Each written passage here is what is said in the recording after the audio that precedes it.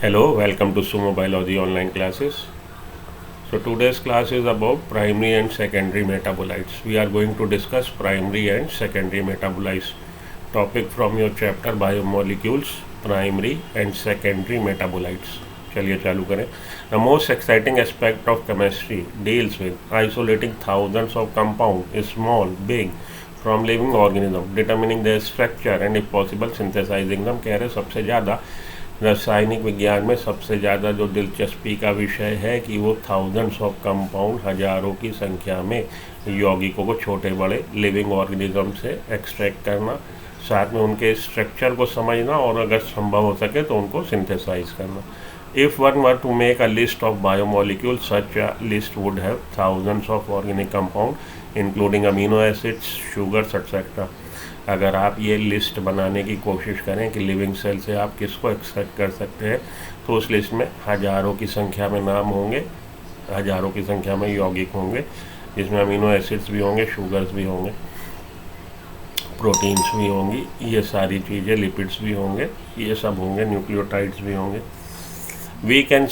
We can call this biomolecule as metabolite. ये जो biomolecule है, बायो मीन जीवित, मॉलिक्यूल अणु, ये जो जीवित सेल से आपने निकाले, सेल से जो आपने यौगिक निकाले हैं, उनको हम बायोमोलिक्यूल कह रहे हैं और इनको हम मेटाबोलाइट्स बोल रहे हैं. तो मेटाबोलाइट्स के लिए याद रखिएगा, एक तरीका है कि प्रोडक्ट ऑफ मेटाबॉलिज्म, आप इस तरह से उनको याद रख सकते हैं, मेटाबोलाइट्स. ठीक है जी. तो ये मेटाबोलाइट्स हैं, बायोमोलिक्यूल हैं जिनको मेटाबोलाइट्स बोल रहे हैं. जितने भी यौगिक आप जीवित सेल से, जीवित कोशिका से एक्सट्रैक्ट कर सकते हैं, उनसे प्राप्त कर सकते हैं, उनको हम बायोमोलिक्यूल, और इन बायोमोलिक्यूल को हम लोग मेटाबोलाइट्स बोल रहे हैं. तो मैं आपको हाईलाइट करना चाहता हूँ इस लेक्चर में कि जो आपका क्वेश्चन आता है प्राइमरी मेटाबोलाइट्स और सेकेंडरी मेटाबोलाइट्स, तो अपनी एनसीईआरटी में उसको कि किनको आप प्राइमरी बोलोगे, किनको सेकेंडरी बोलोगे, इतने अच्छे से मुझे ऐसा लगता है कि शायद नहीं बताया गया. तो थोड़ा सा उसको इलेबोरेट करना चाहता हूँ मैं, इसलिए ये वीडियो बना रहा हूँ. In animal tissues one notice the presence of all such categories of compound. जंतु की कोशिका में, एनिमल टिश्यू में, एनिमल सेल में आप इन सभी कैटेगरीज़ के, लिपिड के, प्रोटीन के, कार्बोहाइड्रेट के, आप सभी कैटेगरी के कंपाउंड्स देखेंगे. These are called primary metabolites और इनको हम प्राथमिक प्राइमरी मेटाबोलाइट्स बोलते हैं. ठीक है जी. However when one analyse plant cell, fungal cell और microbial cell, plant kingdom plantae के सदस्य, प्लांट सेल और फंगस आप जानते हैं, फंगल सदस्य, माइक्रोबियल हमारे बैक्टीरियल. अगर आप उन सेल को, उन सेल्स का अध्ययन करते हैं, उन सेल्स की स्टडीज़ करते हैं और उसमें से आप बायोमोलिक्यूल्स निकाल के उनको अगर आप कैटेगराइज करते हैं, लिस्ट बनाते हैं, one would see thousands of compound other than this called primary metabolites. तो प्राइमरी मेटाबोलाइट्स आपके कार्बोहाइड्रेट, लिपिड, प्रोटीन्स, आपके monosaccharides, disaccharides, amino acids, fatty acids, glycerol, ये सब आपके प्राइमरी मेटाबोलाइट्स हैं. उसके अलावा कुछ और मेटाबोलाइट्स मिलेंगे आपको प्लांट सेल में, फंगल सेल में, माइक्रोबियल सेल में. तो क्वेश्चन यहाँ से भी फॉर्म होता है कि metabolites, secondary metabolites, you can find secondary metabolites in, या you can extract secondary metabolites from plant cell, fungal cell और माइक्रोबियल सेल. एक तो एमसीक्यू यहाँ से आपका बनता है. ठीक है जी. तो इसमें से आपको प्राइमरी मेटाबोलाइट्स के अलावा कुछ दूसरी कैटेगरीज भी मिल सकती हैं, सच एज एल्केलॉइड्स मिल सकते हैं, फ्लेवोनॉइड्स मिल सकते हैं, रबर मिल सकते हैं, इसेंशियल ऑयल मिल सकते हैं, एंटीबायोटिक मिल सकती हैं, कलर्ड पिगमेंट्स मिल सकते हैं, सेंट्स मिल सकते हैं, गम्स, स्पाइसेस, इनको हम बोलते हैं सेकेंडरी मेटाबोलाइट. टेबल में कह रहा है, देख लीजिए. तो ये टेबल से आपको हर साल लगभग क्वेश्चन आता है आपके बायोमोलिक्यूल से. उनका जो फेवरेट टॉपिक है सेकेंडरी मेटाबोलाइट्स है. इसमें ज़्यादातर वो आपको दे देंगे मिक्स द कॉलम में एल्केलॉइड्स दे दिया, इसेंशियल ऑयल दे दिया, lectins they the, drugs they दिया, और इधर जंबल अप करके उन्होंने दे दिया. अब आपको मैच करना है. एल्केलॉइड्स के एग्जांपल है हमारे मॉर्फिन, कोडिन, टर्पिनॉइड्स के monoterpene, diterpene, essential oil, lemon grass oil, toxins, abrin, ricin, lectins, concanavalin A, drugs, curcumin, vinblastine, polymeric substance, rubber gum. ये आपको बिल्कुल रट लेना है, समझ के रट लेना है. तो ये सेकेंडरी मेटाबोलाइट्स हैं जो आपको प्लांट सेल या फंगल सेल या माइक्रोब में मिल सकते हैं. ये कैटेगरीज हैं और उन कैटेगरीज के ये एग्जांपल हैं. पिगमेंट्स में carotenoids, anthocyanin, carotenoids, anthocyanin pigments में आना. ठीक है जी. तो आपको प्राइमरी मेटाबोलाइट्स के अलावा ये जो मिल रहा है सेकेंडरी मेटाबोलाइट्स। अब प्राइमरी मेटाबोलाइट्स और सेकेंडरी मेटाबोलाइट्स ये जो कैटेगरी बना दी गई उसका क्या क्राइटेरिया, चलिए वो भी देख लें। While primary metabolites have identifiable function, primary metabolite का देखिए कोई डेफिनेट फंक्शन होगा, आप उसको आइडेंटिफाई कर पाएंगे, कोरिलेट कर पाएंगे कि ये फंक्शन ये मेटाबोलाइट कर रहा, मतलब ये कैटेगरी। जैसे कार्बोहाइड्रेट आप जानते हैं glucose is the most preferred respiratory substance in हमारे एनिमल्स में, ग्लूकोज के ब्रेकडाउन से एनर्जी निकलती है। प्रोटीन आपके पार्ट प्ले कर रहे हैं इन द मैन्युफैक्चरिंग, आपके जो मसल्स वगैरह की उसमें उनका सिंथेसाइजिंग यूनिट की तरह वो काम आ रहे हैं। लिपिड का आपका लिपिड स्टोरेज हो रहा है फूड स्टोरेज के तौर पे। तो ये आप देख रिजर्व फूड मटेरियल, तो ये आप देखोगे कि कुछ ना कुछ उनका डेफिनेट फंक्शन है। While primary metabolites have definite function, identifiable function and play known role in normal physiological process. Normal physiological process में भी उनका एक जानकारी भरा हमारी जानकारी में है कि वो क्या रोल प्ले कर रहे हैं किसी ऑर्गेनिज्म में, प्लांट में या एनिमल में, उनका क्या रोल है, रोल डिफाइंड है प्राइमरी मेटाबोलाइट का। वेयर एज सेकेंडरी मेटाबोलाइट्स पे ये secondary metabolites are organic compound which do not play a direct role in the growth and development of organism. तो हम लोग बोल सकते हैं कि primary metabolites are taking part in the essential function of cell, in the essential function of organism such as growth, reproduction, repair, growth में या reproduction में या रिपेयर में, रिपेयरिंग प्रोसेस में उनका रोल है प्राइमरी मेटाबोलाइट्स का। लेकिन सेकेंडरी मेटाबोलाइट्स का इनका कोई डायरेक्ट रोल इन सब फिजियोलॉजिकल प्रोसेस में नहीं है। These are the organic compounds which do not play a direct role in growth, reproduction, development of the organism. Growth में, रिप्रोडक्शन में, डेवलपमेंट में, ऑर्गेनिज्म में उसका कोई डायरेक्ट रोल नहीं है। एग्जाम्पल आपके कॉनकैनावलिन, मॉर्फिन, कोडीन, विनब्लास्टिन, ये सब है। पीछे हम लोगों ने टेबल देखा, वो टेबल आपको अच्छे से लर्न कर लेनी है। कॉनकैनावलिन एक कार्बोहाइड्रेट बाइंडिंग प्रोटीन है। थोड़ी सी डिटेल अगर आप चाहें तो नोट कर लें, चाहें तो इग्नोर भी मार सकते हैं। Which is obtain from jack bean. Codeine is a drug which is mainly use to treat a moderately और सीवियर पेन।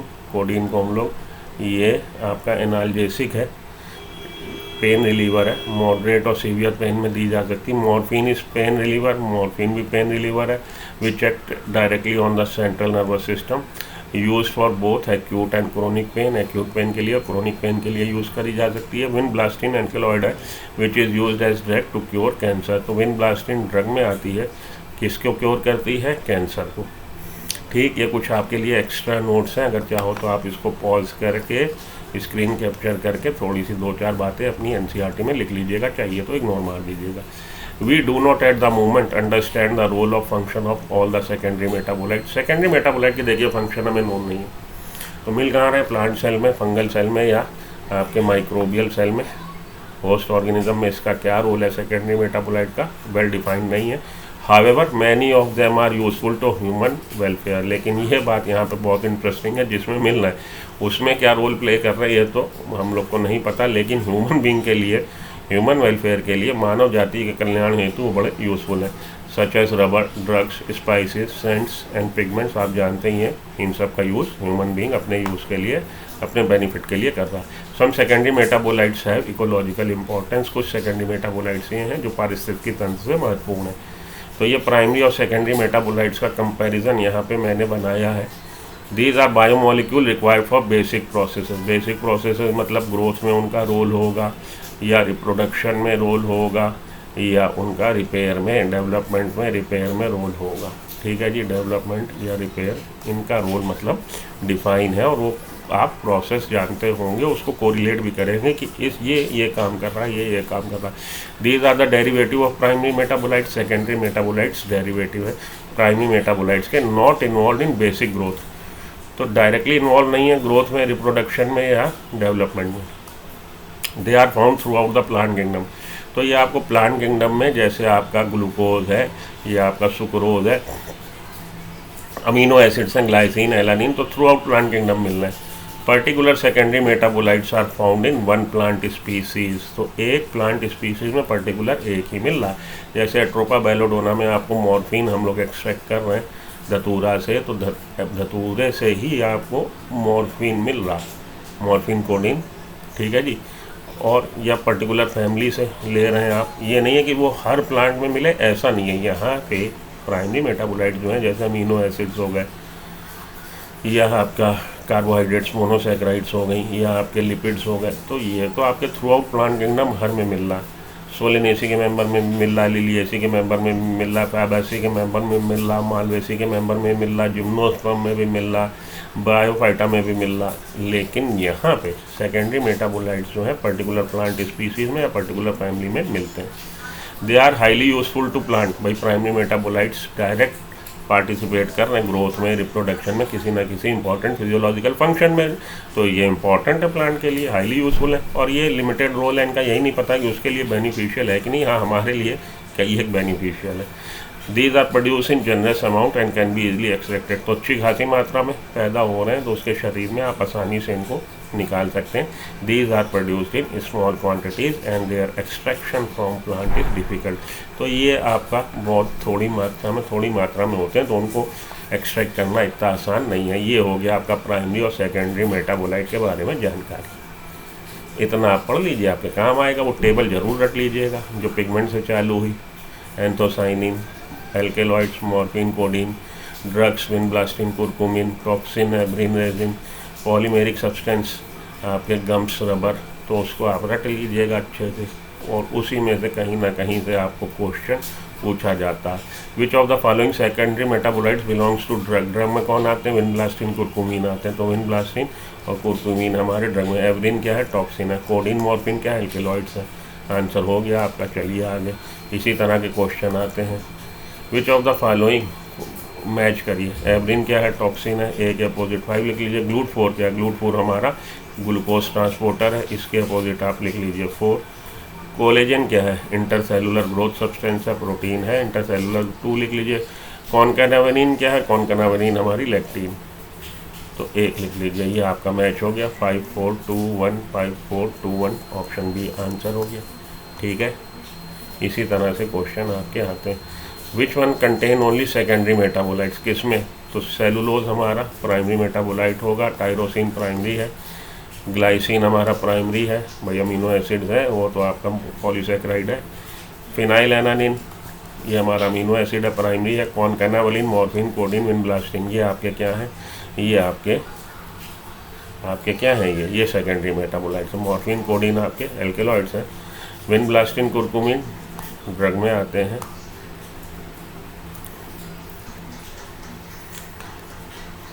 कौन सा गलत है? एल्केलॉइड के आगे कोडीन ठीक है, लेक्टीन के आगे मॉर्फिन गलत है, मॉर्फिन भी आपका एल्केलॉइड है।